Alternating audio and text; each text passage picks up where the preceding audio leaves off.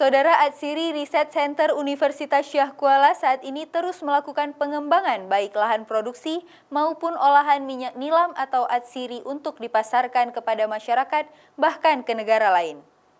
Ini kita setting tekanan. Selasa pagi, Atsiri Research Center bersama Direktorat Jenderal Inovasi Industri Kemenristek Dikti meninjau langsung proses pengolahan minyak nilam atau Atsiri di Laboratorium ARC Universitas Syah Kuala tersebut.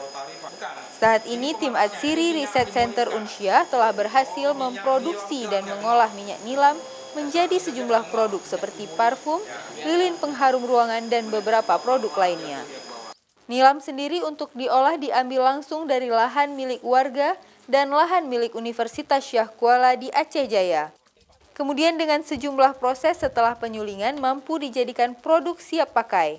Untuk harga minyak nilam sendiri saat ini berkisar dari Rp500 hingga Rp650.000 per kilogramnya.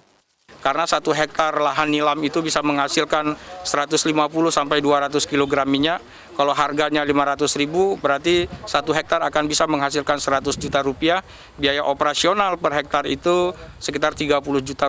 Jadi per hektar itu masyarakat bisa mendapatkan margin Rp70 juta dalam 8 bulan panen.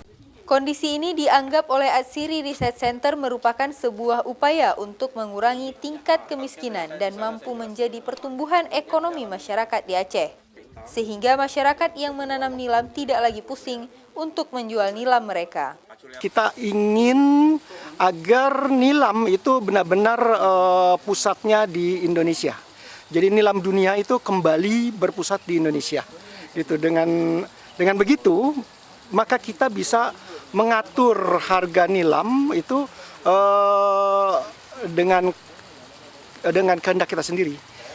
Direktorat Jenderal Inovasi Industri Kemenristek Dikti bersama Atsiri Research Center Universitas Syah Kuala terus membantu dan mengembangkan proses pengolahan minyak Atsiri tersebut sehingga nantinya mampu menjadi komoditi unggulan masyarakat Aceh untuk dipasarkan ke pasar dunia.